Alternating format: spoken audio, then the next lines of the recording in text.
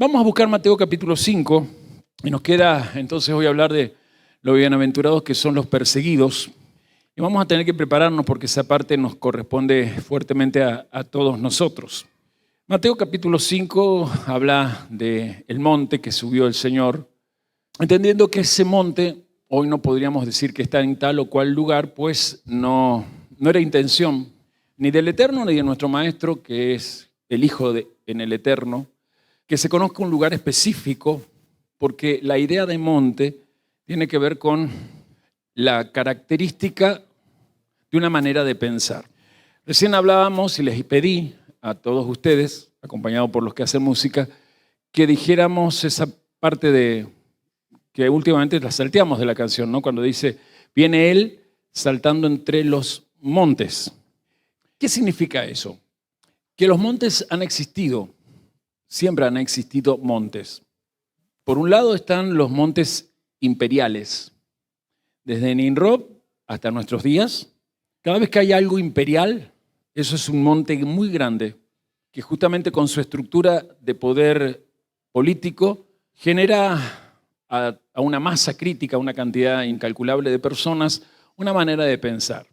Pero también ese monte maneja otros montes para que esa estructura de poder y de gobierno pueda ser programado neurolingüísticamente en los que están sujetos a ese monte. Y eso tiene que ver, por ejemplo, con los sistemas de comunicación, con las ideologías económicas, con la música y todo el sistema de comercio musical, con la industria alimenticia y por ende lo que también en nuestros tiempos es el monte de la industria de la farmaqueia o farmacias, como son.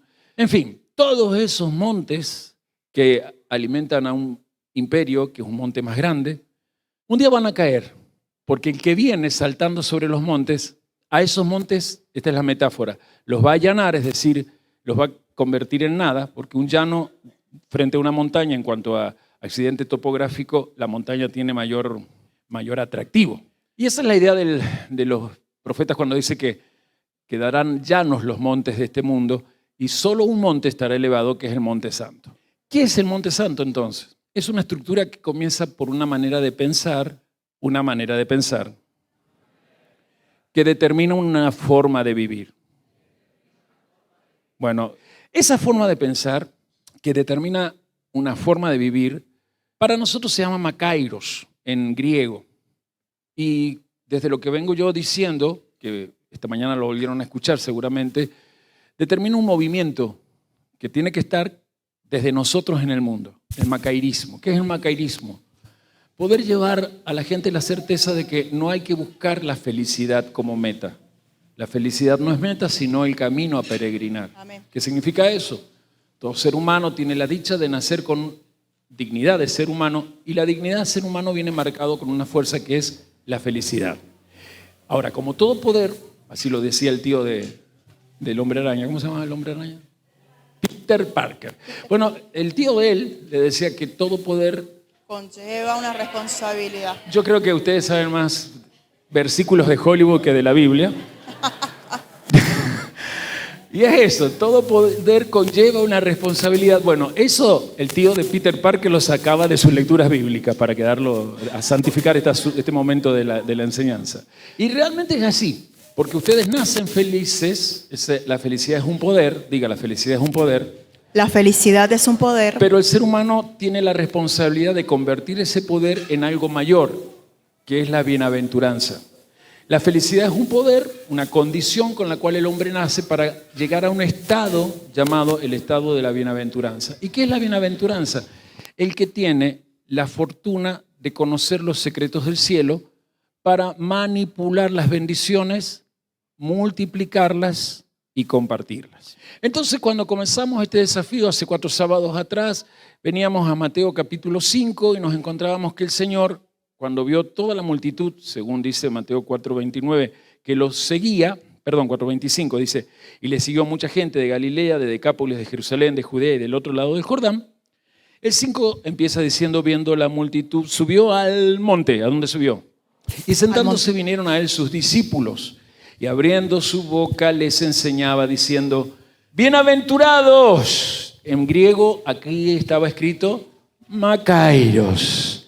Bienaventurados los pobres en espíritu, porque de ellos es el reino de los cielos. Cada vez que yo diga bienaventurado, usted lo grita en griego. Puede decir, bienaventurados Macairos. los que lloran, porque ellos recibirán consolación. Bienaventurados Macairos. los mansos, porque ellos recibirán la tierra por heredad. Bienaventurados Macairos. los que tienen hambre y sed de justicia, porque ellos serán saciados. Bienaventurados. Macairos. No bajen tanto la intensidad. Los misericordiosos, porque ellos alcanzarán misericordia.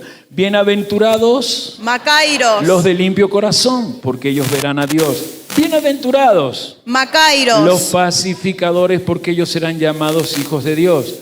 Bienaventurados Macairos. los que padecen persecución por causa de la justicia, porque de ellos es el reino de los cielos. Bienaventurados Macairos. son ustedes cuando por mi causa se los vitupere, se los persiga y digan toda clase de mal contra ustedes, mintiendo. Gócense y alégrense, porque su galardón es grande en los cielos, porque así persiguieron a los profetas que fueron antes de ustedes.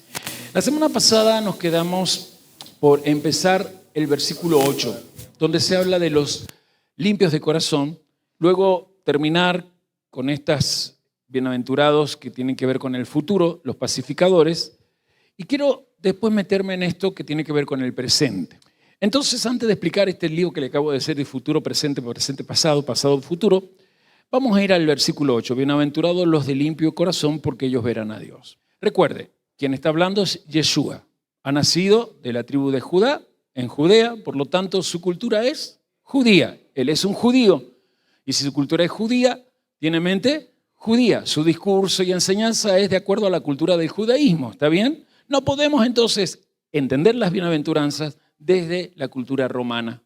Pero a todos nosotros nos tocó el castigo, entre comillas pongo esa palabra, de haber nacido en una cultura donde Roma obligó a que a las bienaventuranzas las entendiéramos superficialmente desde donde Roma pretende que la entendamos, para que no tengamos los secretos de ellas. Pero ellos, los que están con él, también son judíos, ¿o no?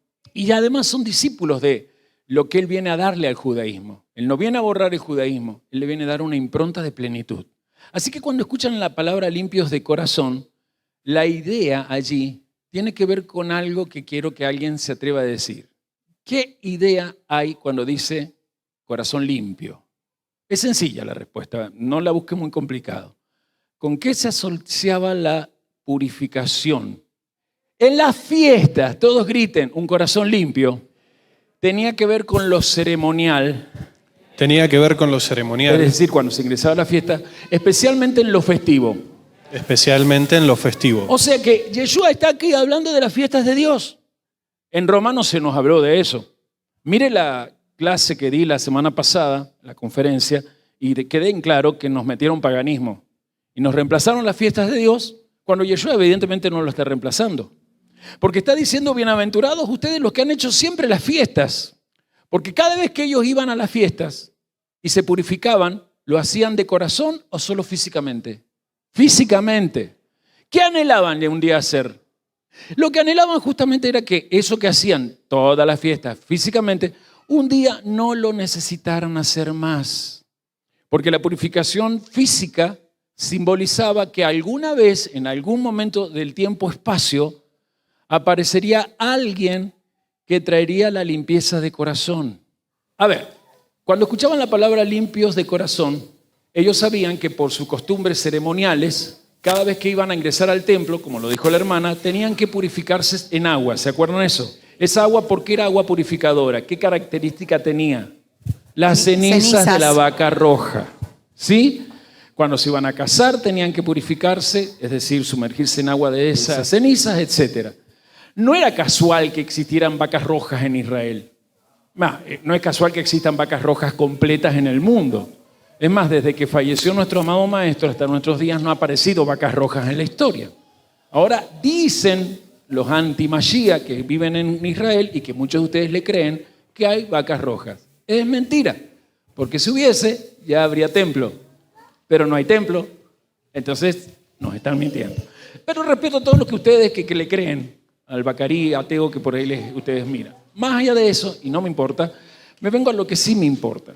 Ellos siempre se purificaban sumergiéndose en aguas que tenían esa ceniza. Era un ritual ceremonial para entrar al templo y especialmente para entrar a las fiestas. Con esto que estoy diciendo, que el Mashiach está diciendo, ustedes saben para qué son las fiestas. Son para esperar el reino venidero. Son para esperar el reino de Yahvé en el mundo venidero. ¿Ahí todos entienden? Y ellos especialmente entendían esto gracias a un salmista, un especial salmista, un rey que tenía el pacto. 1, 2, 3. Bien, el rey David. Pero a que no se animan a decirme el salmo, aunque lo conocen, porque yo les he enseñado desde las halajot judías que es el salmo que hay que leer en cada Kabbalah Shabbat. Vamos entonces al Salmo 24. Yo pensé que me van a decir que no lo conocían. Vamos al Salmo 24 todos. Rápido, rápido, rápido. ¿Algún voluntario como Elías Godoy lo podrá leer? Gracias, Elías, por ofrecerte tan rápidamente. Ahí viene Jonás con el micrófono. Lo vamos a esperar porque Jonás recién está aprendiendo a caminar. Shalom. Hermanos, para los que están atrasados, leemos el Salmo 24 del 1 al 5. ¿Está bien? Del 1 al 5. Elías. Amén. Shalom. De Yahvé es la tierra y su plenitud, el mundo y los que en él habitan. Porque él la fundó sobre los mares y la afirmó sobre los ríos. ¿Quién subirá al monte de Yahvé y quién estará en su lugar santo? El limpio de manos y puro de corazón, el que no ha elevado su alma a cosas vanas, ni jurado con engaño. Él recibirá bendición de Yahvé y justicia del Elohim de salvación. Yo creo que todos a eso último lo subrayen. Algunos no tienen el Elohim, subrayen Dios de salvación. Repítalo, Dios de salvación. Ellos cuando escucharon al maestro decir bienaventurados los de limpio corazón, mínimo se recordaban cuando leían el Salmo 24 cada inicio de Shabbat. Hola. O sea, ellos decían, él está anunciando que gracias a él, que es descendiente de David, y recuerden que Mateo cuando escribió el Evangelio quería, entre tantas cosas, por sobre todo comprobar y demostrar que Yeshua era Mashiach porque descendía del linaje de David, ¿sí o no? Y en las bienaventuranzas lo está diciendo y ellos lo saben, porque el Salmo 24 decía, al monte de Yahvé, si bien tenemos todos los ritos de ceremonias o todos los ritos ceremoniales que nos purifican al pasar por las aguas de la vaca roja, no logran hacer que seamos limpios de corazón. Pero cuando el Hijo de David se manifieste y nos demos cuenta que es el Mashiach que trae el reino de Dios, sabremos que ya estamos limpios de corazón, por lo cual ya no necesitaremos pasar o no necesitaremos ninguna vaca roja, ni sus cenizas, ni las aguas que esas cenizas llenen, porque en las aguas que saldrán de él seremos purificados de corazón. ¿Es bonito o no? Se quedó en el Salmo, ¿verdad? La palabra salvación allí se escribe con las siguientes letras. Diga detrás de mí. Yud, Shin, Sin. Ayin, Ajin. Bab. Bab. Se parece a esta, ¿verdad? Pero ahí la Bab, que es esta, la hemos dicho al final. Porque suena Yeshá. ¿Y por qué aquí dice Yeshá? Porque el salmista dice, lo leo, tal es la generación de los que los buscan. Dice el salmista, primero se tiene que dar una generación de buscadores que busquen su rostro, es decir, el Mesías, para que entiendan que la Yeshá o salvación se va a hacer un hombre. Por eso la Bab está al final. Pero cuando el hombre o la salvación de Yahvé se hizo hombre, el ángel Gabriel le dijo a María que le iba a decir Yeshua, donde la Bab no está al final. Está en el medio, porque la salvación viene de aquel que se hizo hombre para ser mediador entre Dios y los hombres. Cuando Yeshua dice, bienaventurados los de limpio corazón, está diciendo, bienaventurados los que saben que si todo pertenece a Dios, aún sus vidas están en Dios, le pertenecen, pero necesitan de la salvación de Dios. Por ustedes nunca serán dueños de nada, desde ustedes no se obtendrá autorización ni autoridad para nada, y por causa de ustedes siempre habrá pecado y esta creación tendrá tendencia al caos. O sea, ¿qué hizo posible Yeshua? Que el corazón de los hombres se haga limpio. Y justamente Isaías es el que ya había anunciado esto. Cuando el primer oráculo allí en el capítulo 1 dice lo siguiente, 1:18, Isaías 1:18. Vengan luego, dice Yahvé, y estemos a cuenta. Si sus pecados fueran como la grana, como la nieve serán emblanquecidos. Si fueran rojos como el carmesí, vendrán a ser como blanca lana. ¿Cuándo especialmente tenían la necesidad de sentir que su corazón estaba limpio? ¿En cuál de todas las festividades? Yom Kippur. En Yom Kippur, perfecto. Y justamente Isaías dice, viene alguien, y por eso después desde el capítulo 42 hasta el 53 vamos a ver hablando de ese siervo de Yahvé, que va a traer esa limpieza ceremonial para entrar a los lugares celestiales, para entrar en las dimensiones de arriba, y como dice el 24:5 del Salmo, buscar el rostro de Yahvé y anhelar que esa salvación, Yeshua, no esté tan lejos, sino en medio de nosotros. Fue David el que entendió eso, y por eso cuando usted también lee en la mesa del inicio de Shabbat el Salmo 51, en el capítulo 51 del Salmo, allí en el versículo 10 y 11, David habla de Yeshá, o habla de Yeshua. ¿Cómo sabemos? Y los que escuchaban al maestro sabían que también se refería a esto que les voy a leer. Salmo 51, verso 10 y al 12. 10 al 12. Gracias. Crea en mí, oh Dios, ¿un qué? Un corazón. Corazón limpio. O sea, todavía nadie lo había alcanzado. ¿Me van siguiendo? Y renueva un espíritu recto dentro de mí, es decir, justicia, con misericordia, ya lo hemos hablado. No me eches de delante de ti, no quites de mí tu Santo Espíritu. 12, vuélveme el gozo de tu Yeshá, o de tu Yeshua, de tu salvación, y espíritu noble me sustente. Todos los que están escuchando a Yeshua saben de que aquí Yeshua está diciendo, yo soy, o yo encarno, lo que tanto han anhelado, la fuerza de la salvación del Eterno para que ustedes hagan fiesta desde un corazón limpio. Los puros de corazón era la generación que se tenía que configurar para, como lo dijo nuestra servidora en el recuerdo en la Hastará, esa generación se convirtieran en el siervo de Yahvé o los anabín, los pobres de Yahvé. Usted no sé si lo sabe o no lo vamos a leer, hay un salmo muy especial que habla de los anabín, de aquellos que en medio de la tragedia se desilusionan con el sistema que los rodea, pero se aferran más a Dios, y es el Salmo 73.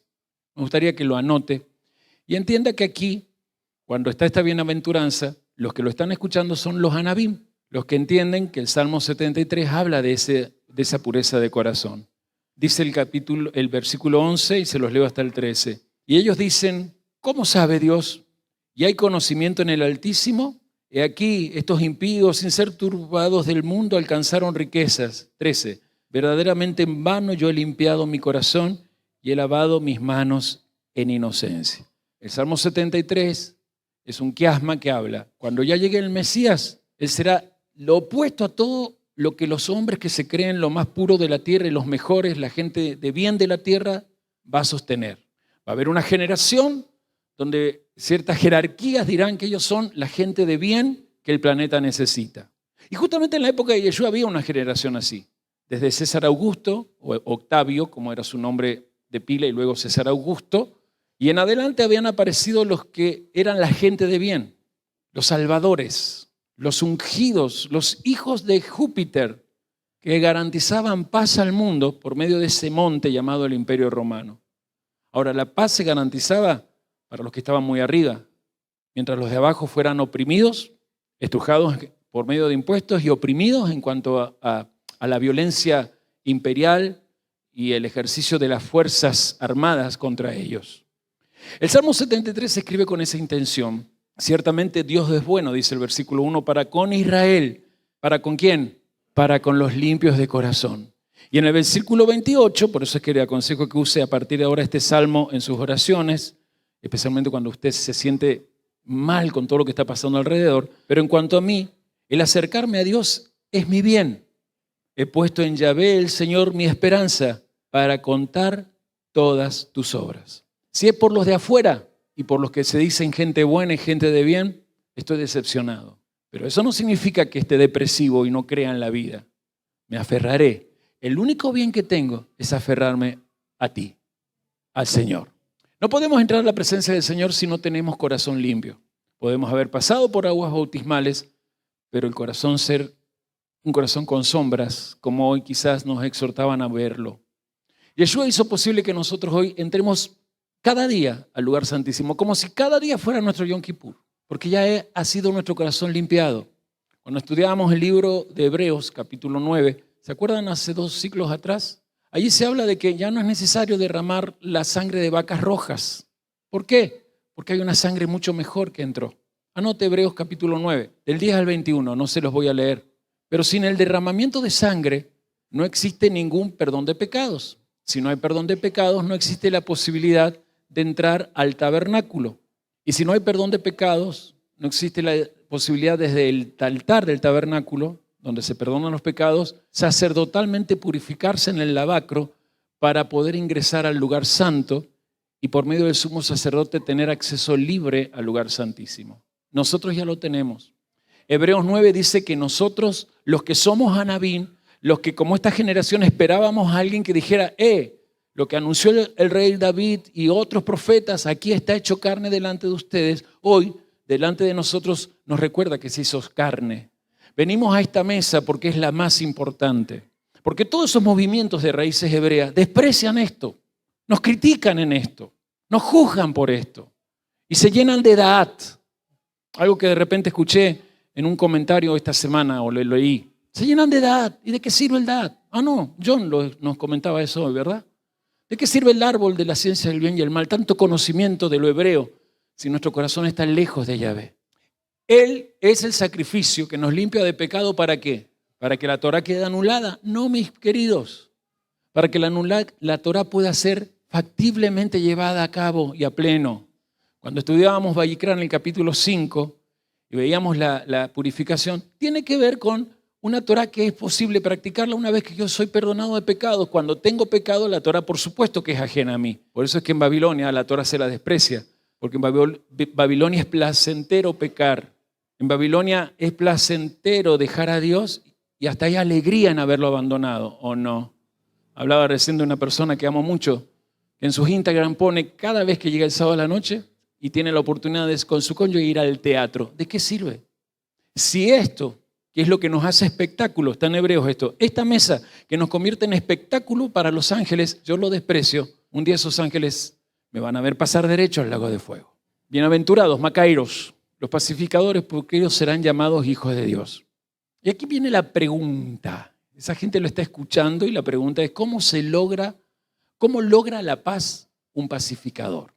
Ustedes y yo tenemos el problema de que en la década de los 70 aparece el movimiento hippie en Estados Unidos, que se va a propagar por distintas partes y especialmente, por ejemplo, a través de los Beatles, va a llegar a muchos lugares del mundo, ¿sí?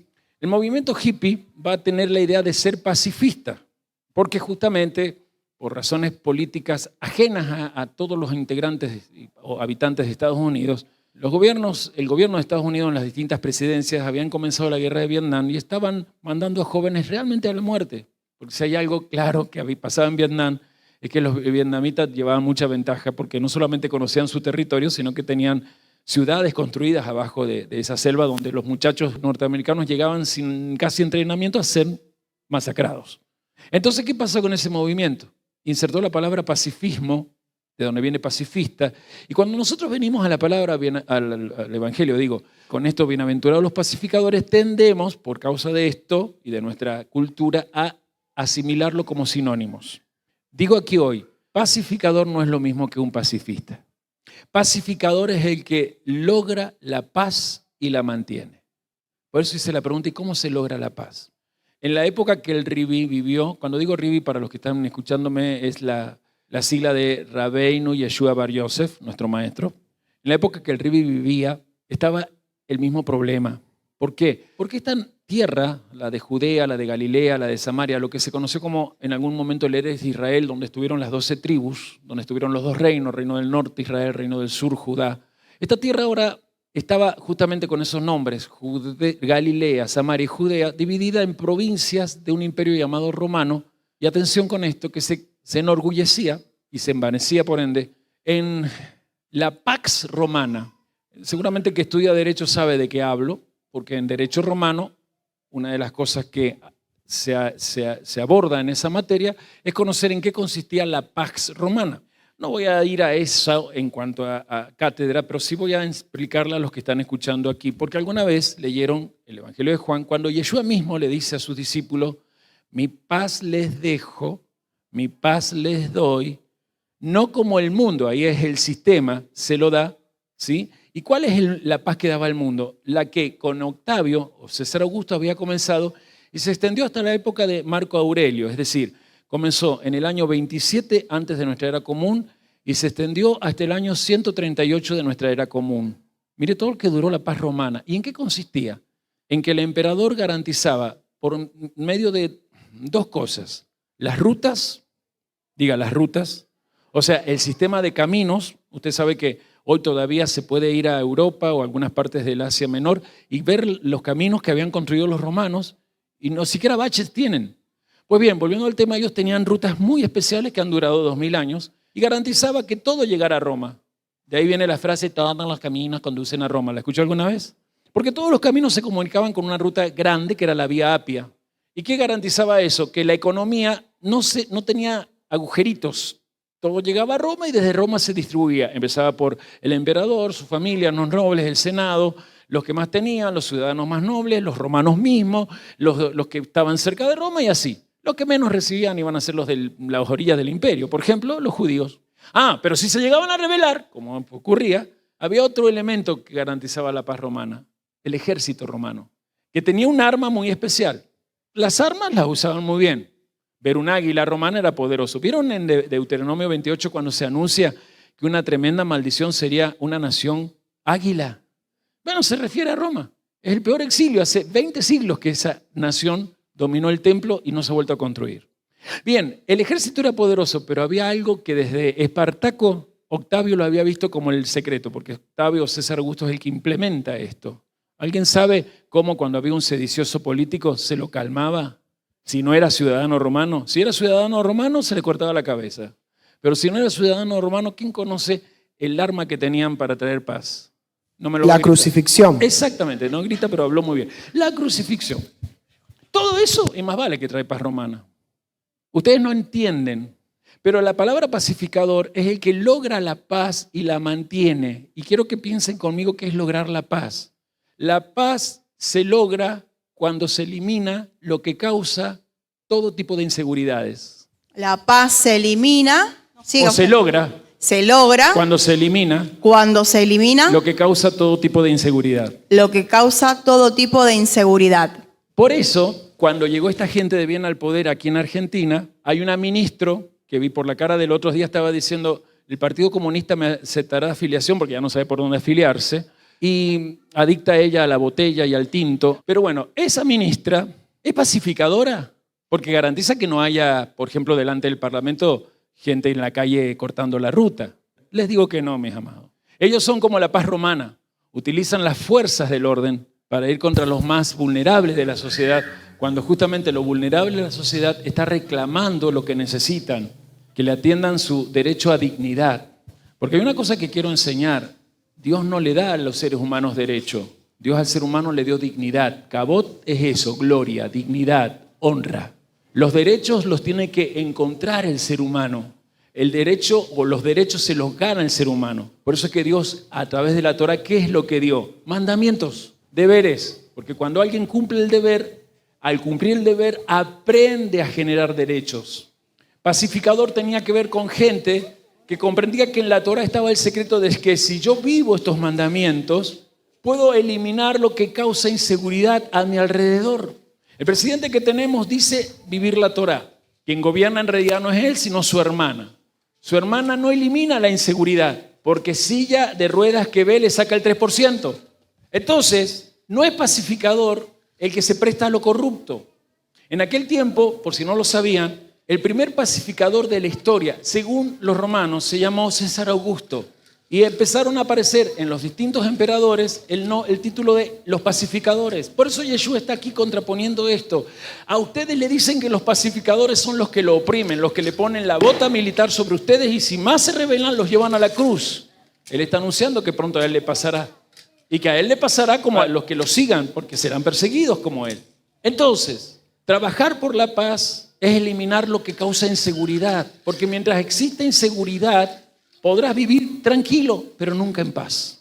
¿Y cómo se acaba? Llevando el evangelio, la buena noticia de que si Yeshua vino, en él no hay posibilidad de seguir pecando, de seguir errando al propósito. Con Yeshua, que nos da su Espíritu Santo, tenemos la garantía de capacitarnos a vivir la instrucción de Dios para traer lo que esta palabra en el idioma de ellos sonaba, traer shalom. Porque eso es lo que se promete aquí. Bienaventurados ustedes porque están delante del que hará un pacto de paz como lo prometió Yahvé. ¿Se acuerdan de Ezequiel 37, el Valle de los Huesos Secos? No voy a espolear, pero justamente la 5ª temporada de The Chosen tiene una escena increíble, maravillosa, donde Yeshua está luchando con eso de ir a la cruz y aparece en el Valle de los Huesos Secos. Si no lo ha visto, no se lo espoleo más, pero es impresionante. Porque empieza a llorar y se da cuenta para qué ha venido. Y les leo Ezequiel 37, 26 al 28. He aquí haré con ellos un pacto de shalom. ¿Qué va a hacer? Traduzca shalom en nuestro idioma. Paz. Invito a los nuevos y a los que ven por televisión que pongan así en el buscador el que usen. La palabra shalom, David Nesher o blog David Nesher. Y van a ir al blog mío y es uno de los artículos más completos que hay, creo que en toda la web, sobre lo que significa la palabra shalom. Porque a nosotros la palabra paz, desde esa influencia de los 70 jipona, nos suena simplemente a calma, tranquilidad, todo bien, loco, dame otro paso, así sigo sintiendo esta paz. Pero no es eso. Paz es algo que hay que elaborarlo, porque es un pacto. Es decir, que hay alguien que ya lo hizo y espera que el que está del otro lado también trabaje con él.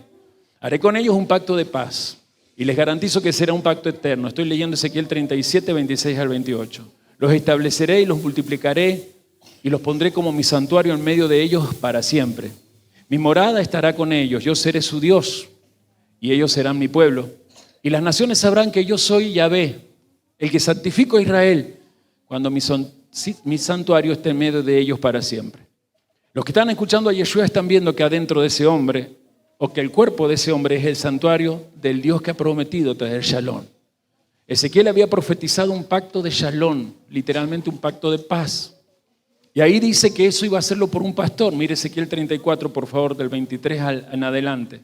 Un pastor que uniría a todas las tribus y según el versículo 25, Ezequiel 34, 25, traería un pacto de paz. Lo vamos a leer. Ezequiel 34, 23 hasta el 25.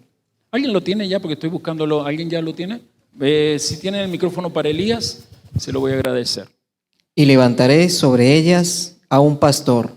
Perdón, voy a pedirte que lo vuelvas a decir y todos escúchenlo porque aquí no saben de qué está hablando, ¿no? De nuevo, Elías. Amén. Y levantaré sobre ellas a un pastor. ¿A un qué? Y él las apacentará. A mi siervo David, él las apacentará. Y él les será por pastor.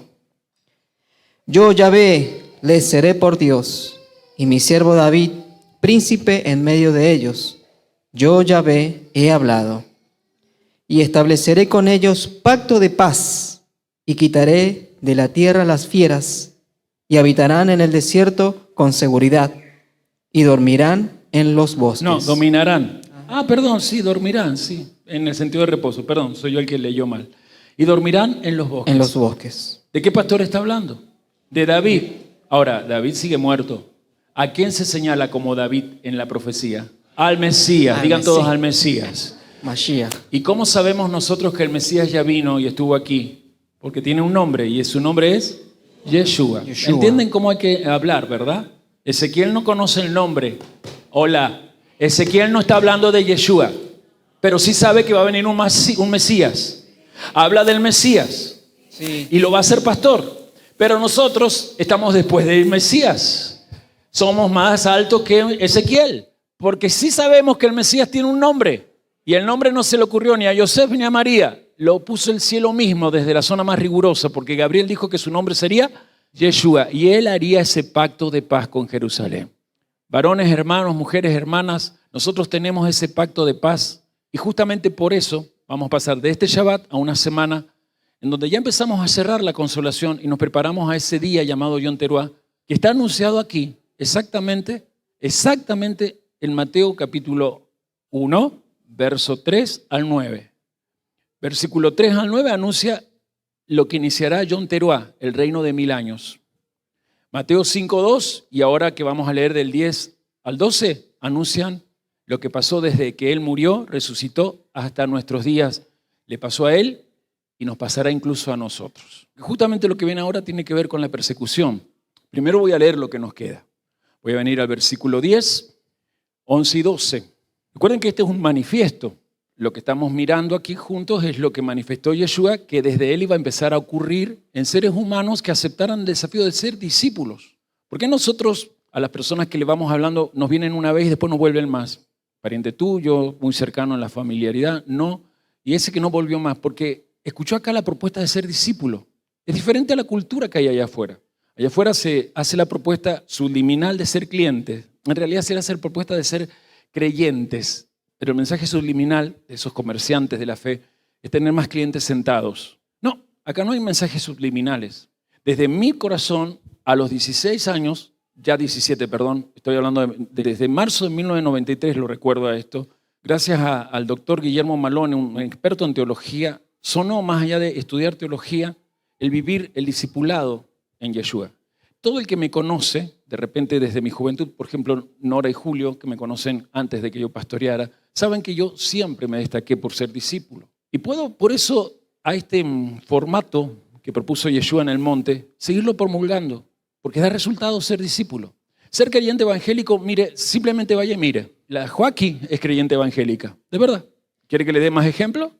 Germán Barceló es creyente evangélico. Y no le importa tener pareja, lleva 4 divorcios ya.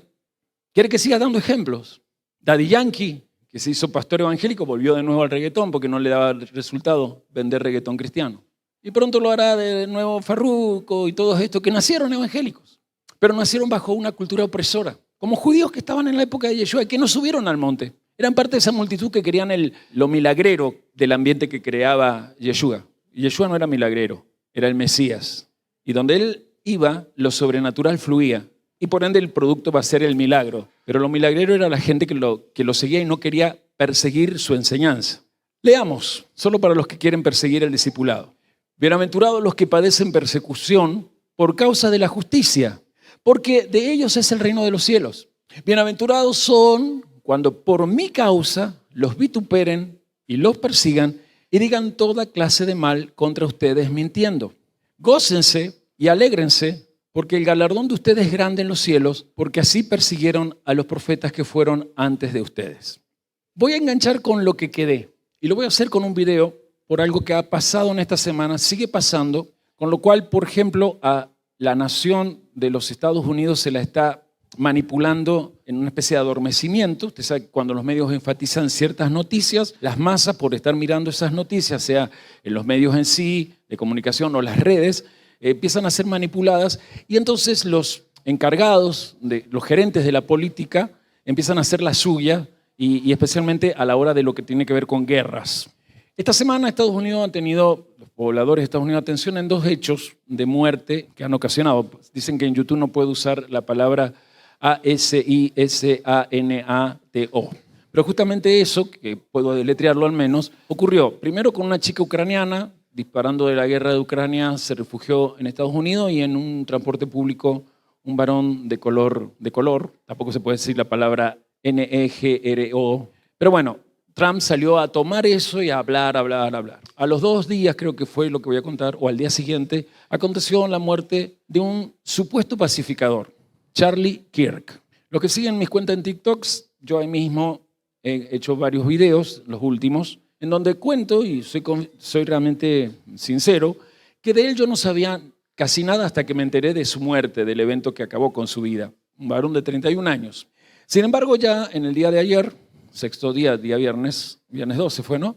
El presidente Trump anunció que se va a dar, no me acuerdo cómo se llama el premio, pero es el premio que se entregó, por ejemplo, que se le entregó, creo que el primero que recibió este premio fue Martin Luther King, que es por aquellos que trabajan por la paz. Se le entrega a la gente que trabaja por la paz. Desde lo que acabamos de ver es los pacificadores. En medio de todo esto tenemos a alguien que según Trump, a quien muchos evangélicos lo votaron porque bogaba por el bien de la familia, era antiaborto, antifeminista y todo lo que supuestamente era, de repente se convierte en el emperador primordial y principal de otros emperadorcitos que van apareciendo y que la ultraderecha, a causa de tanta gente que se desilusiona de los políticos, empieza de nuevo a renacer. La ultraderecha siempre renace con gente desilusionada de los que, diciendo ser democráticos corrompen la democracia. ¿Sí? Las ultraderechas son disciplinas totalmente anti-Mashiach, así que lo tengo que decir. Pero bueno, tenemos a Trump, tenemos a Bukele, tenemos un loco lindo, loco feo, ya no sé cómo es este pobre señor que nos domina a nosotros. Sin embargo, con Charlie Kirk, que vuelvo al tema, no lo conocía, por causa de que algunos me preguntaron, algunos de acá y otros de otras naciones, que hay nomás profeta, ¿y usted qué dice? Porque el profeta tal dijo tal cosa, el apóstol tal dijo... Ya, primero voy a aclarar en el stream que no me pongan ni con el profeta tal o cual, ni los apóstoles tales o cuales, porque no pertenezco a ese clan de mentirosos. Pero sí me tuve que explayar en cosas cuando vi que un apóstol sanjuanino, devenido en uruguayo, que alguna vez caminó con un tal pastor Jiménez y anduvo en las mismas de él, nada más que se apartó a tiempo y forma, allá por los 80, comenzó a decir que la muerte de Charlie Kirk es la evidencia que se avecina la persecución para todos los que seguimos a Cristo, que somos la gente buena. Y eso me hizo un rum rum, una especie de zumbido molesto en interior, porque tanto la palabra gente buena como gente de bien, que parecen lumínicas, expresiones de luz, son muy anti-Dios, ya que sabemos por el maestro que no existe gente buena. ¿Se acuerdan cuando él, según el Evangelio de Marcos, viene un joven y le dice, maestro bueno? ¿Quién recuerda ese relato? ¿Cuál fue la respuesta ante el hecho que le dijeron maestro bueno? ¿Qué respondió Yeshua? Preguntó, ¿por qué me llamas bueno? Y dijo, ¿sí? ¿Por qué me llamas bueno? Si bueno solo es, ¿hay algún otro bueno? No. Quiere decir que no existe la gente buena. Y acá lo acabamos de ver. Lo que sí debe existir es gente que tiene la causa de la justicia. Dios no quiere gente buena, Dios quiere gente justa. Pero sin embargo, con este tipo de muertes, nos tapan los ojos desde Estados Unidos, los medios, las redes, aquellos que son supra-ultra gerentes de lo global en el mundo, los que son los dueños de tanto la izquierda o la derecha. Porque mientras nos peleamos quién es de la izquierda y quién es de la derecha, los que inspiran y sostienen ambas columnas sacan réditos a nivel mundial gracias a todas esas peleas estúpidas que hay en las redes de los de la derecha y los de la izquierda. Entonces yo quiero hacer un contrapunto acá, mostrar lo que es un pacificador verdadero y lo que es un pacificador falso. Y vamos a empezar con Charlie Kirk para que sepan, porque seguramente muchos, igual que yo, ¿cuántos no sabían nada de este muchacho hasta que ocurrió el fallecimiento de él? No sabíamos nada. Bueno, vamos a averiguar un poquito de esto en 2 minutos, por favor.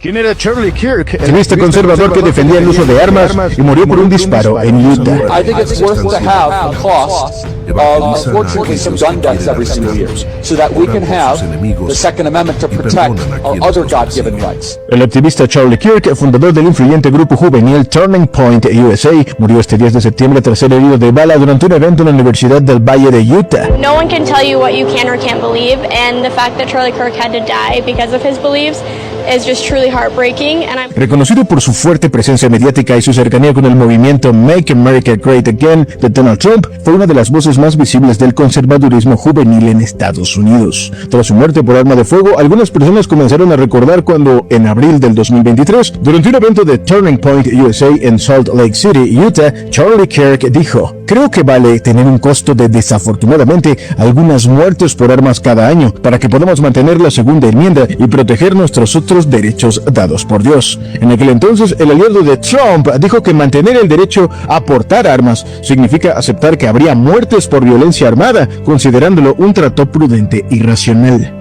Kirk fue alcanzado por un disparo en el cuello mientras participaba en su gira American Comeback Tour en la Universidad del Valle de Utah. El ataque ocurrió desde un edificio cercano mientras estaba en una sección llamada Prove Me Wrong Table, precisó CNN. Kirk nació en Arlington Heights, Illinois, en 1993. Con apenas 18 años cofundó Turning Point USA en 2012, en las afueras de Chicago. Desde entonces, la organización se convirtió en una de las fuerzas más destacadas del activismo conservador entre estudiantes universitarios. Durante la primera campaña presidencial de Trump, emergió como figura clave para movilizar el voto joven. Fue una voz recurrente en medios como Fox News y autor de varios libros como The MAGA Doctrine, además de conducir el popular podcast The Charlie Kirk Show. Kirk negaba abiertamente que Israel provocara hambre en la población palestina, afirmando que las acusaciones de privar de alimentos eran parte de una narrativa falsa. En 2018, la revista Forbes lo incluyó en su lista 30 Under 30 en la categoría de política, y tenía una gran influencia en las redes sociales, donde consiguió millones de seguidores y protagonizaba constantes debates por sus posturas ultraconservadoras. Charlie Kirk estaba casado desde mayo del 2021 con Erica Fransby, ex Miss Arizona USA. La pareja tenía 2 hijos, una hija nacida en agosto del 2022 y un hijo en mayo del 2024. Bien, hasta allí es lo que quería compartirles rápidamente acerca de un supuesto pacificador que, perdónenme que use una palabra que a muchos les va a molestar, pero desde lo que yo ya investigué es un mequetrefe más que se abusa y comercia con la fe de la gente que no quiere ser discípula de Yeshua y con, no sé, ciertos clichés o frases comerciales que le ha implantado la religión, se obnubilan, se enamoran de este tipo de personas que en realidad no son pacificadores. Ustedes ven, por ejemplo, en el relato que aquí se cuenta que él apoyaba a Israel, aduciendo que Israel no está causando tampoco se puede usar la palabra que empieza con gen y termina con sidio. Pero bueno, él es el que al principio sí dijo que intereses de la rama Sion NISTA, intereses materiales, habían puesto dinero para que lo que pasó el 7 de octubre del 2023 ocurriera. Es decir, que el ataque terrorista fue financiado por fuerzas de la élite Illuminati que está a cargo de la política del Estado de Israel. Siempre recalco, Estado de Israel. Luego va a cambiar y va a decir estas cosas porque recibió amenaza, debido a que también en ese argumento él luchaba con esta idea, para que vean que es un mequetrefe, de que había un plan judío de, por medio de, por ejemplo, Netflix y Hollywood, meter la idea de que es bueno que Estados Unidos sea invadido por inmigrantes negros, asiáticos y árabes, porque querían acabar con lo mejor que tiene Estados Unidos, que es la raza blanca. Ese es su discurso, para que vean que el pacificador no tiene nada. Muchos lo seguían porque hablaba contra el aborto. Yo hablo contra el aborto, pero no creo que haya un complot de Hollywood para que Estados Unidos desaparezca y especialmente desaparezca la gente de raza blanca, que es lo mejor que nos pasó desde Estados Unidos. Y además de eso, por ejemplo, entre tantas pavadas, estaba esto último que lo llevó a ser parte de lo que él sostenía. Hay una frase que dice más o menos así, con la cual tenía un caballito de batalla: tendremos que aceptar que las cifras de muertos que aparecen anualmente en Estados Unidos por causa del uso de armas es necesario pagarlas porque es la única forma de mantener nuestra segunda enmienda activa, es decir, el derecho de que el Estados Unidos no pierda la democracia y su vida en libertad. O sea, que justificaba que cualquier persona portara armas y matara a quien se le antojase. Si alguno de ustedes por Netflix sigue una serie que yo ya extraño, se llama Yellowstone, van a notar que justamente esa serie muestra desde una familia y de lo que ve esa familia cómo es la ideología norteamericana con esto de portar armas y acabar con el otro. Bueno, esto es el pacificador al cual se va a premiar. Lo digo en ironía. Entonces no es ningún pacificador. Lo que pasa es que gracias a los medios, desde sus 18 años tiene fama. Y es una fama que le ha llevado a ganar mucho dinero. Él a los 17 años admiraba mucho a Trump, especialmente porque como líder empresarial es un varón. Saben que Trump queda en la nada, en la lona, hace mucho tiempo con una empresa constructora que tenía, cae en sus acciones, en la época que era socio un tal Mauricio Macri de él, imagínense, medio yeta el señor.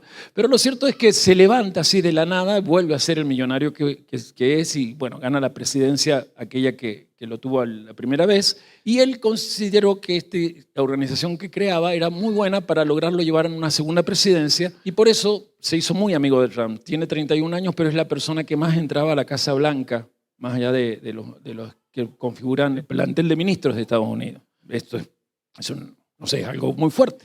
Deja de ir a la Casa Blanca hace menos de un mes, hace un mes y algo, cuando Trump comenzó a quedar medio ligado al tema Epstein y todo este tema de las tratas de blanca que este señor judío Epstein tenía.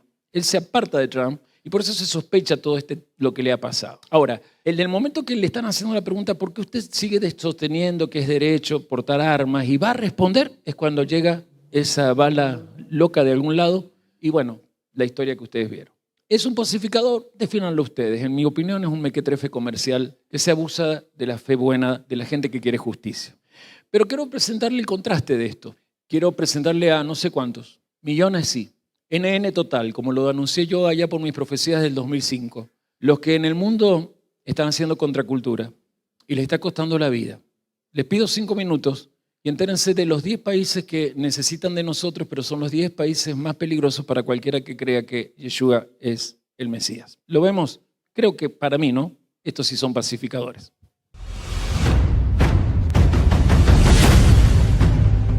Ellos adoran mientras están siendo vigilados.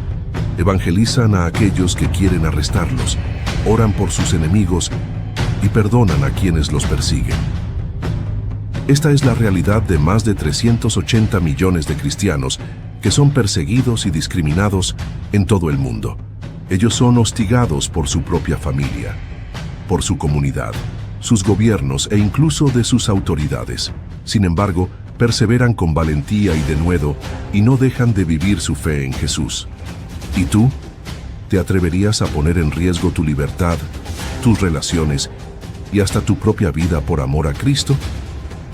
Todos los años, Puertas Abiertas realiza una investigación que evalúa la presión y la violencia que nuestros hermanos en la fe enfrentan simplemente por seguir a Jesús. La lista mundial de la persecución, un ranking que clasifica a los 50 países más peligrosos. Tú también puedes ir más allá de lo que jamás imaginaste para fortalecer y apoyar a la iglesia perseguida en su jornada de osadía y denuedo. Conoce la realidad de los cristianos perseguidos y alimenta la fe de aquellos que se atreven a perderlo todo por amor a Cristo.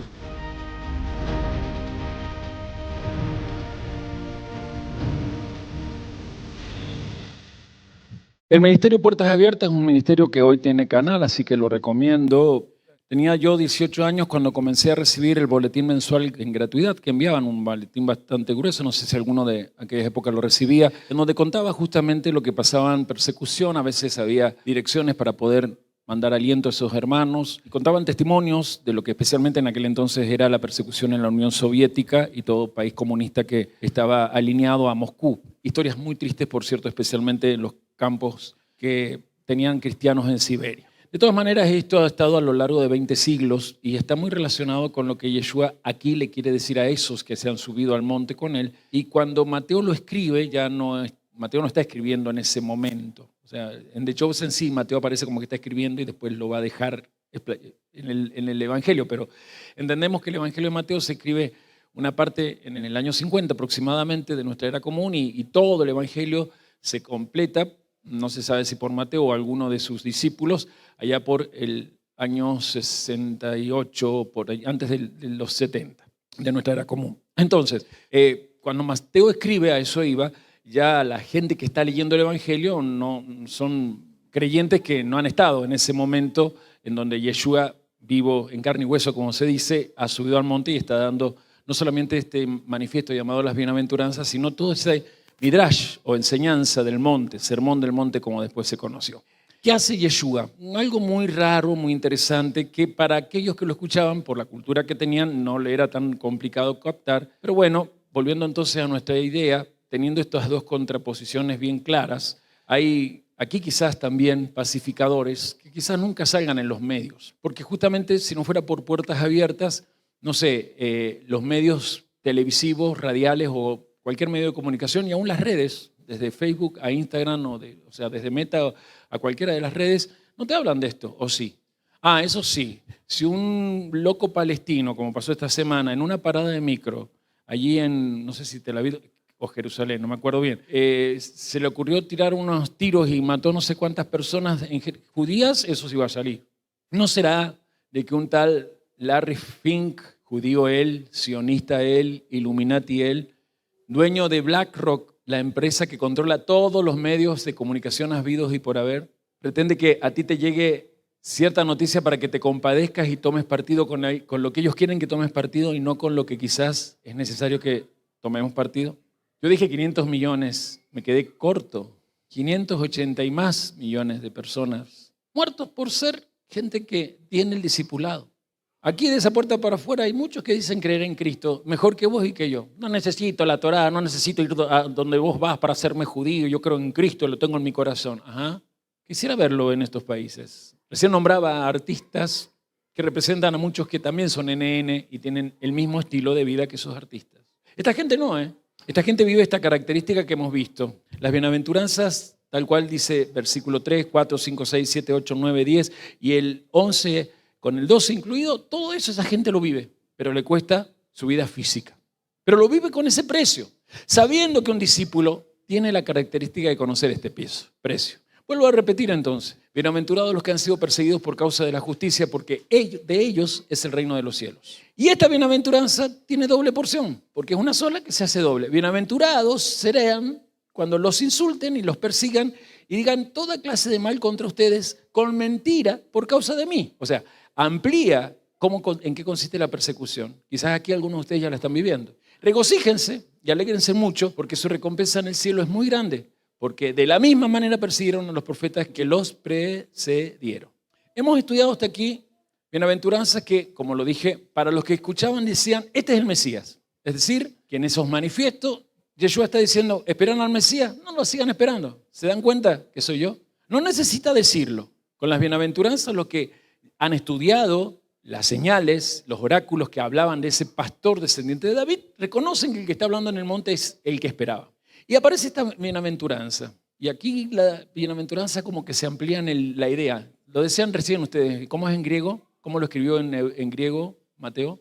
Bien, entonces cuento hasta 3 y lo gritan todos. 1, 2, 3. Makairos. Y es interesante porque aquí justamente se hace referencia al Mesías, pero también se hace una referencia práctica a quienes se van a mantener firmes dentro del Mesías, especialmente muy firmes, honorablemente firmes en tiempos de dificultad. Por eso quiero terminar todo este estudio con esta mesa, analizando este aspecto que el Mesías destaca acá. ¿Por qué? Porque la idea de Makairos, que cuando lo traducen a la Vulgata, versión del latín, pasó a Benedictus. Benedictus es de donde viene la palabra bendito. Sabe que el latín es la lengua madre de nuestro castellano, ¿sí? La palabra bendito o bendecido viene de Benedictus. Pero la palabra Benedictus a los romanos, a los que hablaban latín, no le era simplemente alguien que tenía bendiciones. Tenía que ver con alguien completamente íntegro, por lo tanto lleno de honorabilidad, que por causa de eso era como una atracción de bienes espirituales y bienes materiales. Entonces la palabra Makairos y Benedictus van bien. El problema es que nosotros a la palabra bendecido la entendemos mal, porque para nosotros bendecido es como simplemente alguien que está en la tranquilidad de una comodidad financiera holgada. Y acá la palabra bendecido, Makairos, no se trata simplemente de alguien que está eufóricamente alegre porque no le falta nada, sino de alguien que sabe que el buen éxito lo va a tener aun cuando las cosas estén mal. O sea, es alguien que es honroso, digno de honra, porque cuando las cosas se le ponen en dificultad, no afloja, no da contra su fuente, no usa el ¿por qué Dios a mí? Como muchos creyentes sí lo usan. Y aparece esta estructura rara, porque de repente esta idea de gente honorable, acá en versículo 10, está en un tiempo, lo leemos, dice, bienaventurados los que padecen persecución. Y es diferente a lo que venimos mirando desde el versículo 4.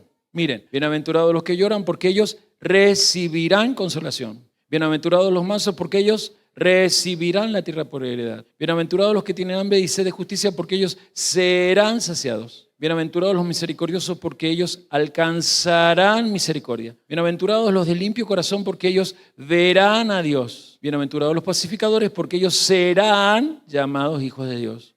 ¿Me pueden decir tiempo verbal que remarque? 1, 2, 3, futuro. El 10 dice, bienaventurados los que padecen persecución por causa de la justicia, porque de ellos es el reino de los cielos. Tiempo verbal, presente. ¿Me salté alguna bienaventuranza cuando leí? Sí, y lo hice a propósito. ¿Cuál bienaventuranza no te leí recién? Empecé para ayudarte desde la 4, versículo 4. ¿Cuál me salté? El versículo 3, lo leo entonces. Bienaventurados los pobres en espíritu, porque de ellos es el reino de los cielos. ¿Tiempo verbal? Igual que el 10. Ahora, conmigo por favor. Con las bienaventuranzas, incluso esta, la del 3 al 9, todos saben que Yeshua está hablando de él.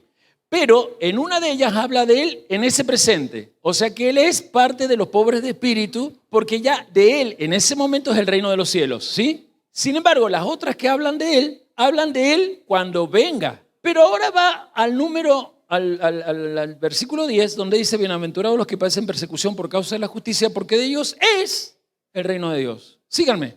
Iba a agregar, no los voy a defraudar, pero me suena a 1990 eso.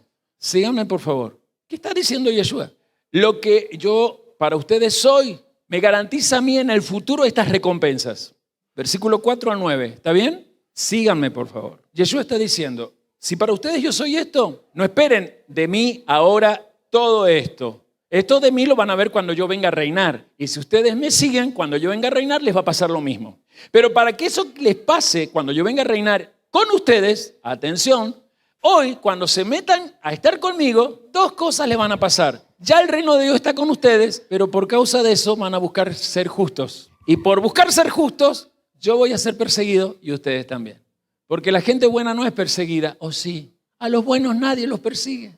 Porque ser bueno es relativo. Vos te consideras bueno o consideras bueno a un fulano, un perengano, pero hay otro, un mengano que dice, no, ese no es bueno, es una mala persona. Si yo dijera, yo soy bueno, tengo gente que asegura que yo soy malo. Porque es una perspectiva errada. Lo que nadie va a poder negar es que yo busco la justicia. Que intento cada vez pecar menos, porque el que busca la justicia es el que se sujeta humildemente a la instrucción. Y puede decir, la verdad que aquí me equivoqué. Esta interpretación la hacía mal. Me perdonan, yo les enseñé mal. ¿Lo he hecho alguna vez? Eso es ser justo. Pero eso también trae persecución. Y díganme, los que ya están en el discipulado, ¿no te persiguen allá afuera por lo que crees? Tus hijos, cuando viene el Shabbat, así como no se congregan acá, no dicen, no, yo tengo que ir a la casa de tal y tenés a tus hijos fuera de la mejor cena familiar que existe. Pero cuando viene Navidad, ¿quieren que vos celebres Navidad con ellos? Porque tus hijos son los perseguidores. No hay nada peor que tener al enemigo durmiendo en casa. Y no hablo del cónyuge, hablo de hijos rebeldes. Hijos que los soportás por la estúpida razón de sentirte papá o mamá. ¿Por qué es estúpida esa razón? Porque por soportar lo injusto de ellos, a vos te anotan como alguien que no hace justicia. Cuando el pastor Adolfo y la pastora Marina le dijeron a su hijo Agustín, hoy conocido como el diácono Ariel, de nosotros te olvidás como familia, no sos más nuestro hijo mientras quieras vivir ese tipo de vida. Llevó que Agustín regresara. Y ya no es Agustín, sino que su segundo nombre pasó a ser el nombre que lo caracteriza. Pero porque sus padres buscaron la justicia. Y sirvió para que el resto de los hijos que estaban allí consideraran qué hacer. Yo busco la justicia. Y tengo la dicha de que tengo 3 varones que buscan la justicia como yo. Pero ahora te digo a vos, ¿se dan cuenta que esa persecución que vimos, hablan de verdaderos pacificadores? ¿Cuántos se dieron cuenta de eso? Ellos no se niegan a sí mismos, son gente honorable.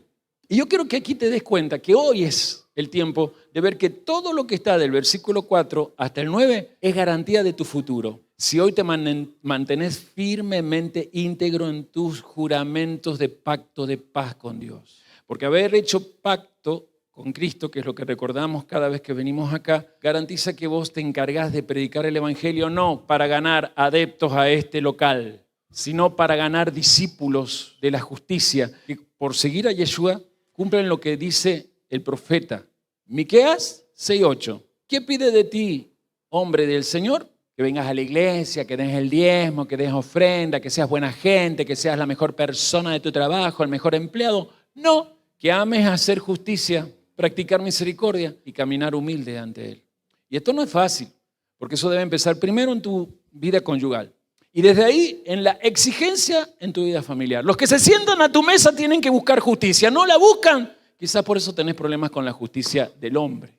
Porque los hijos malos siempre son traidores con los padres. Y en los tiempos actuales, donde gobiernos como los que se fueron, y por eso es que perdieron, y por eso es que tenemos lo que tenemos, porque esos gobiernos enfatizaron tanto en los derechos que se olvidaron de decirle a la gente que primero hay que cumplir con los deberes. Porque el honorable es responsable de su deber. ¿Y cuál es el deber de un discípulo de Yeshua? Reparar el mundo que alguna vez un tal Adán Ha-Rishon, la humanidad primigenia, echó a perder. Levantar este mundo para que tenga un nivel de un mundo más humano, frase que me encanta decir. Y eso es lo que en hebreo es tikkun olam, reparar el mundo. Predicar el evangelio es que haya más gente en tu mesa que quiera aprender la palabra de Dios, no para llenarse del conocimiento que vos con tanta verborragia soltás. ¿De qué te sirve que hables tanto el hebreñol si no ganas uno para que sea justo y trabaje para que la inseguridad se acabe?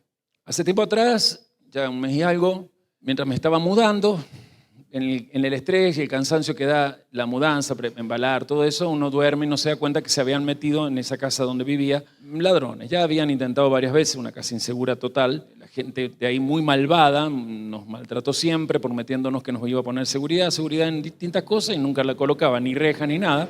A lo que voy es que ciertos rateros se metieron a la casa y encontraron lo más cercano y rápido una cortadora de césped que mi hijo Juana me había devuelto, ya que él siempre me pedía prestada esa cortadora. Bueno, ¿a qué voy? Bueno, gracias a unos vecinos que escucharon ruidos, ellos tuvieron que disparar, hablo de los ladrones, pero la cortadora cayó en el patio de los vecinos llamaron a la policía como corresponde, hicieron la denuncia, la policía tocó el timbre en mi casa, ese timbre andaba cuando quería, algunos saben de qué hablo, y bueno, yo me vine a enterar, esto ocurrió a las 6 de la mañana, me vine a enterar a las 11 de aquel mes y medio ya. Fui al polo judicial, hice toda la exposición y me dijeron que tenía que pasar a buscar el elemento. Intenté hace tiempo atrás, me ayudó Nicolás, no estaba, no ha llegado, de que aquí que allá. Bueno, fui el viernes y allí me dijeron, sí está, pero está en tal seccional, tienen que pasar a buscarla. Me hicieron todo el papeleo que me llevó 4 horas estar ahí, como todos nuestros injustos trámites burocráticos. Sin embargo, mientras esperaba, había carteles que decían, él se aumentó 2 millones en su sueldo, hablaba de nuestro gobernador, el señor Cornejo,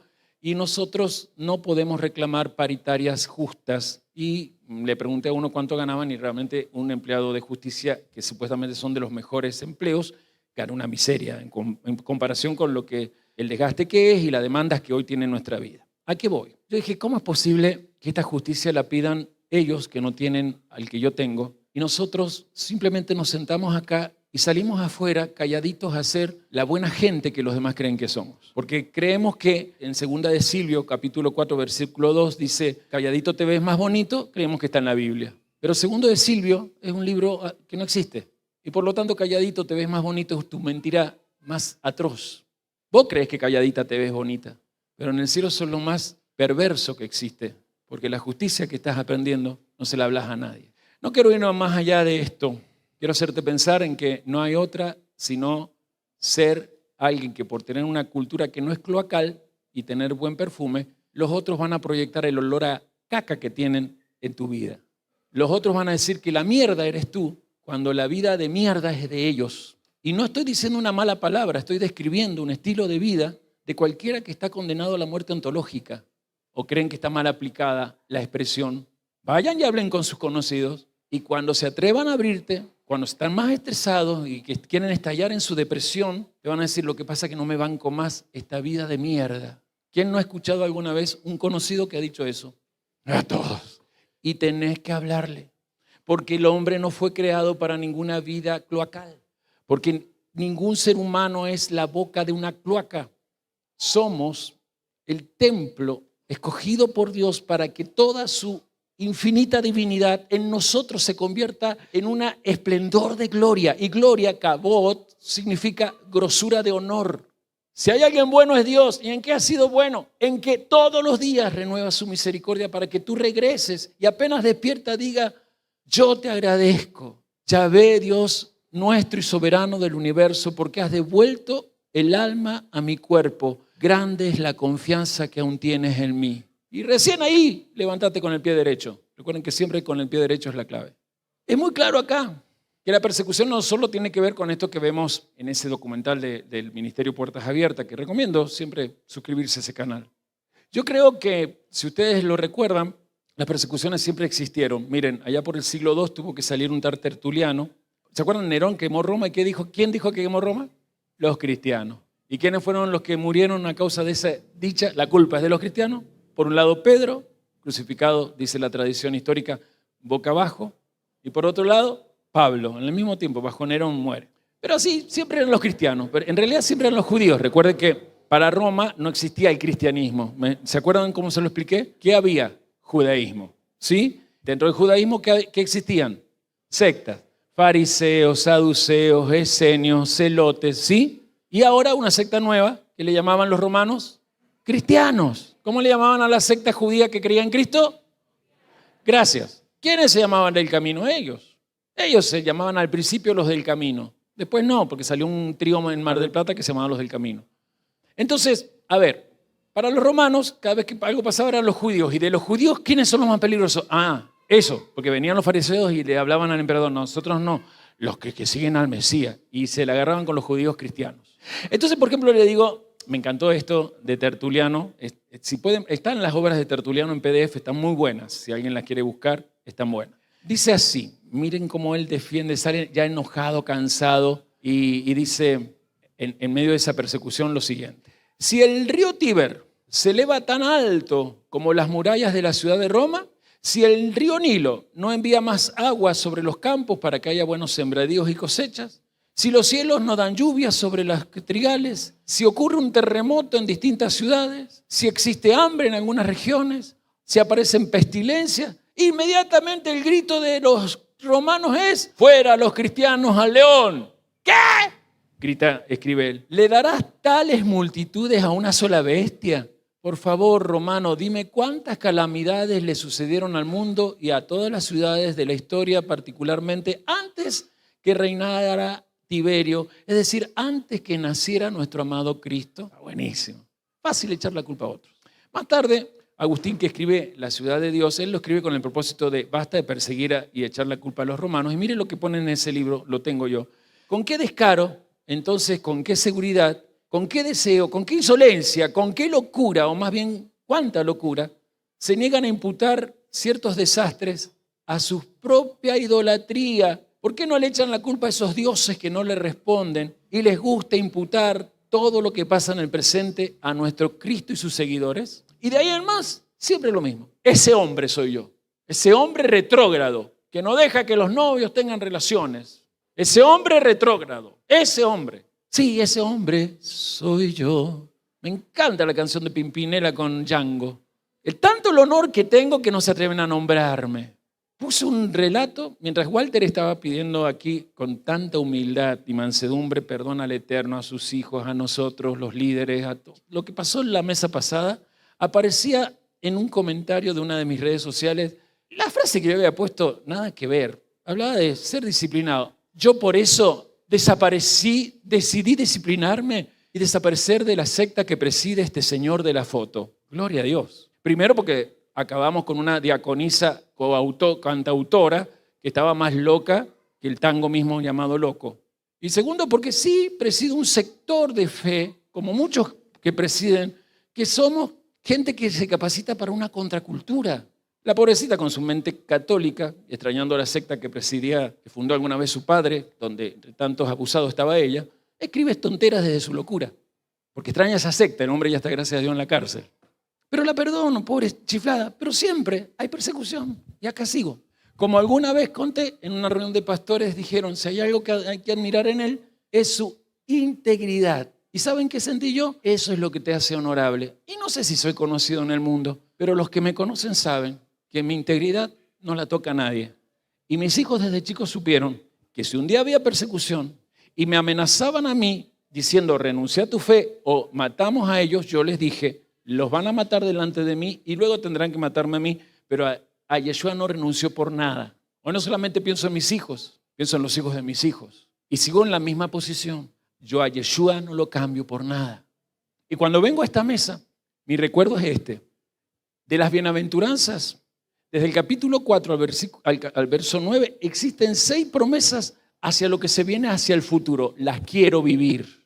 Pero en el hoy, mi honor es ser un pobre de espíritu, que reconoce que nada tengo por mí, todo me vino por el Eterno, a quien le pertenece todo, quien se lleva hoy la gloria de quien soy. Y si presido un ministerio como el que presido, honorable por cierto, porque los pastores que están conmigo, más la gente que está en provincia de Buenos Aires y en Santiago de Chile son evidencia de gente honorable, tengo el lujo de presidir un sector de gente heroica, donde los que decidieron irse son los cobardes, gente buena o gente de bien, que mirándose al espejo se adulan, pero no reflejan como espejo la gloria de Dios. Y hoy mi desafío aquí para llevarte a ese mundo es que allí donde hay olor a cloaca aparezca el efluvio. Hablo del perfume de su presencia en tu interior. Hablo de la unción del Espíritu Santo en ti y desde ti para tu familia, para tus conocidos y para ese mundo que Dios te entregó como un lugar para transformar. Y si Dios te lo ha dado es porque lo puedes cambiar. Ah, no, pero mi tía, mi tío, mi prima, mi primo, mi hermana, mi hijo, todos son parte de un mundo que si son humanos y están vivos es porque Dios a través de ti los va a levantar, pero practica justicia con ellos. Hace 2 sábados atrás una pequeña se viene a abrazarme, me dice, apóstol, Dios contesta las oraciones. Le dije, ¿por qué lo decís? Porque usted me dijo, orá por tu papá, y hoy traje a mi papá a la iglesia. Al tiempo se acercó de su padre. Me alegré de verlo, no lo reconocía, no lo veía creo que desde los 15 años por allí. ¡Wow! Me apareció un varón, claro, padre de familia en sí. Y le conté lo de su hija y me agregó él, es que ella y su abuela siempre buscan lo que es justo. Y es verdad, los niños buscan lo justo, no los torzamos. No les enseñemos a ser buenos ni gente de bien. Eduquémoslo para que amen la justicia. Pero adultos como la abuela de esa niña tuvieron que sufrir persecución, como yo o como muchos de los que están acá. Pero a la larga Dios en el hoy te promete que aunque hablen contra vos mintiendo porque estás en su nombre, el hecho de que estés en su nombre te hace un anab, un manso y humilde que puede caminar por esta tierra lleno de honores. Y no te ocupes y preocupes por los bienes materiales que crees que faltan, nos faltan. Hay un tiempo y forma en que van a aparecer. ¿Que tu madre te envió la justicia? Dios es más justo que tu madre. Y si vos tenés a alguien que no ha actuado justo con vos, no vayas, está en Corintios, no vayas a los hombres. Porque dice Corintios, los jueces de los hombres están llenos de pecados que no tienen que ver con el reino de Dios. Vayan primero en Jesús al otro. Y si el otro no te quiere escuchar, busca 2 testigos. Y si con los 2 testigos no te quiere escuchar, busca el tribunal de los ancianos. Y la casa de los ancianos siempre va a traer reconciliación.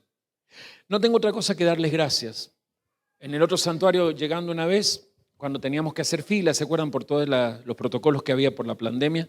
Estaba la fila de los hermanos del primer turno, teníamos 2 turnos de culto, ¿se acuerdan eso? Y Dios me dice, mira la cultura que te he permitido desarrollar, porque esos son mis hijos y muchos de esos están aptos para lo que se viene. No sabía lo que se venía. Para mí lo peor era la pandemia. No, lo que se venía es esto que estamos viendo, un mundo inseguro, un mundo de odios infundados, un mundo donde si mirás a alguien, como me pasó hace unos meses atrás, no en esta provincia, en Rolado, ¿qué estás mirando vos? ¿Te pasa algo? No estaba mirando, estaba justamente orando por tu vida porque siento que necesitas bendición. Se quedó mudo. Porque no hay nada mejor que le respondas a alguien así. Y es verdad, ¿eh? No fue quedar, sálvese quien pueda. No. Yo cuando miro a alguien, siempre me gusta mirar a la gente y decir, Señor, que se sea pronto para Cristo. Desde chico he sido así, desde mi juventud. Este mundo los necesita. Y lo que me dijo Dios allí, después de todo lo que vivimos hoy aquí, lo confirmo, lo sello, lo declaro sellado. Y después de lo que nos pasó con Walter, lo declaro sellado. Porque a lo mejor ustedes no lo saben, pero lo voy a decir públicamente. Walter cerró lo que un día, cuando a él, como lo enviamos pastoralmente a San Luis, también a un varón con su esposa los enviábamos apostólicamente a Chile, chileno él.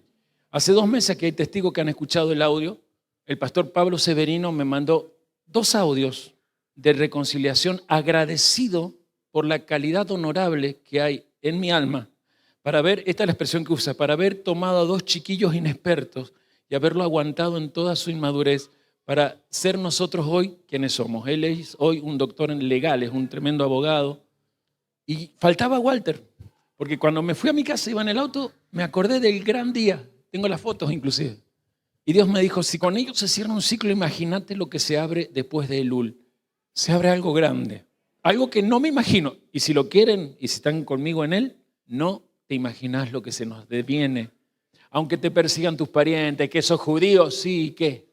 ¿O no crees en Jesús? Claro que creo en Jesús y que era Jesús, chino mandarín.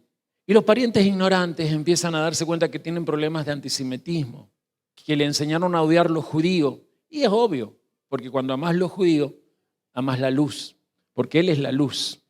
Y cuando amás la luz no hay otra cosa que ser agradecido, porque la palabra, antídoto contra toda amargura y que a la inseguridad la acaba y trae paz y la mantiene, es la gratitud.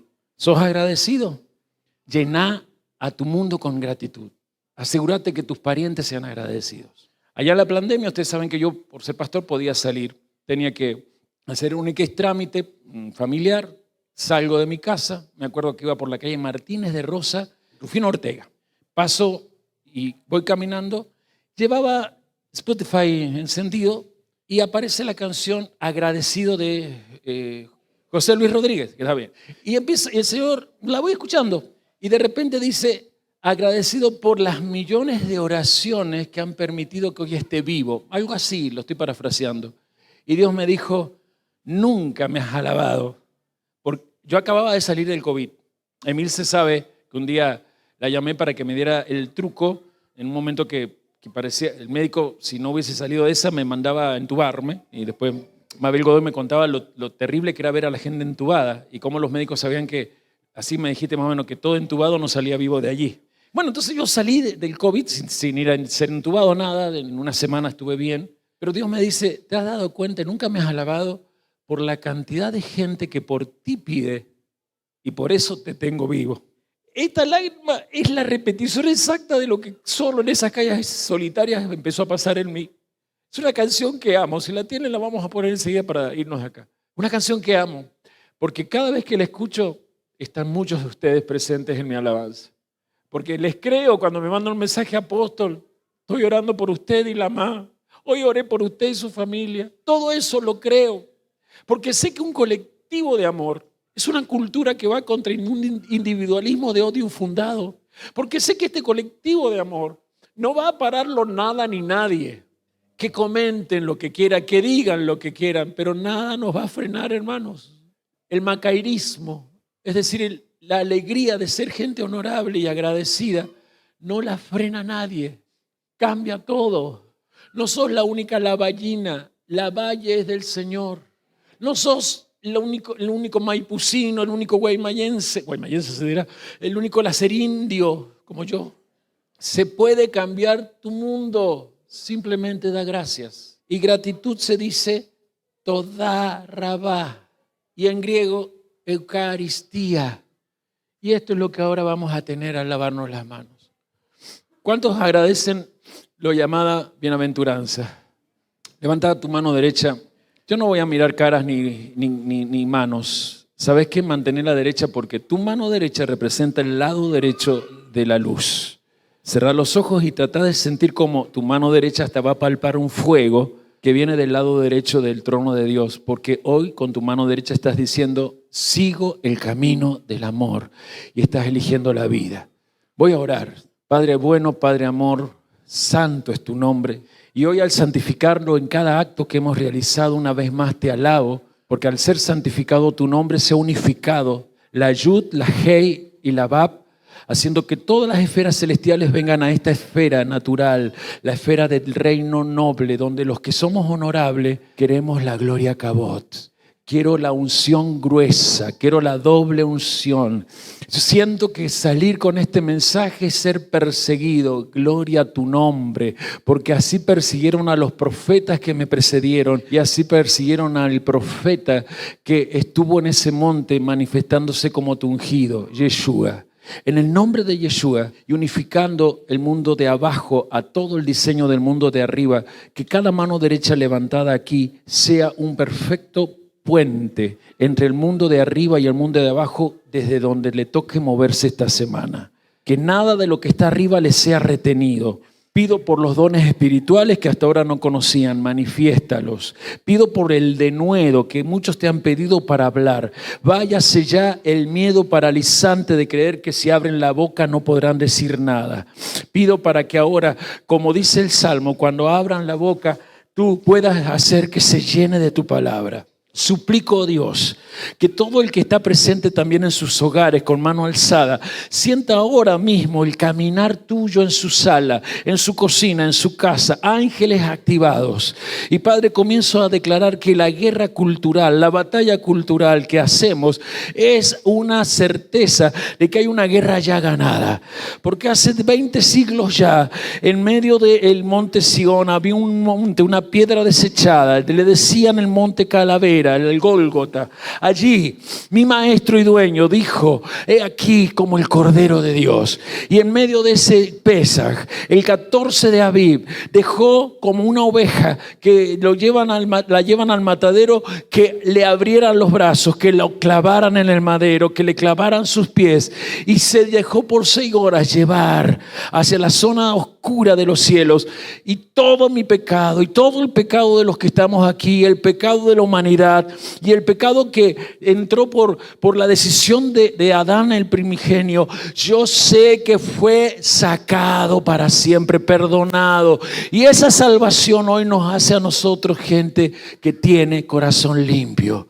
Pido que en estos corazones que están limpios no venga nunca más la culpabilidad, la voz del enemigo diciendo eres sucio, tu vida no sirve para nada. Hoy declaro aquí vidas honorables gracias a Yeshua, por la sangre de Yeshua. Todos los que tienen la mano alzada sientan que tienes vida honorable. Y esta mesa, Señor, nos unifica con ángeles que alegremente empiezan a danzar a favor de este varón que ha levantado mano, de esa mujer que ha levantado manos, de esa familia, de esas finanzas. Y puedo entonces orar para que seas propicio de su mundo espiritual, de su mundo psicológico. Aquí donde hay algunos que han decidido empezar el camino del tratamiento psicológico, que pronto sus propios psicólogos le digan, estás de alta. Los que están en tratamiento psiquiátrico salgan de esa zona de cautividad mental y que el psiquiatra les saque los remedios y que el psiquiatra diga, estás sano, no entiendo, pero no hay esquizofrenia, no hay psicosis, no hay nada en ti. Señor, ahora también me atrevo a pedir por los que tienen esas enfermedades que dice la ciencia y tienen en ellos razón, no puede la ciencia curar. Si hay alguien diabético, ahora en esta mesa reciba salud. Si hay alguien que tiene problemas hipertensivos, se sorprenda porque su aparato circulatorio es limpiado y purificado. No hay hipertensión, no hay problema cardíaco diagnosticado imposible, no hay asma. Hermanos que tienen todavía la certeza que el asma no se va a ir, ahora, Señor, ve sobre ellos y que aumenta la otra certeza. Declaro que es anticerteza creer que el asma no se va. Desaparece el asma, desaparece la diabetes, desaparece esa situación cardíaca, esas enfermedades también del alma, la tendencia a la depresión, la tendencia a la autoagresión, la tendencia a sentirse sucio y culpable, sea acabada, porque en la sangre de Yeshua hoy me activa la memoria de que soy un bienaventurado. Nos movemos, Señor, en el movimiento de la alegría. Que haya movimiento ahora de tu poder en nosotros. En Yeshua te lo pedimos, amén. Ustedes sigan orando mientras a la gente que está en la televisión lo bendecimos.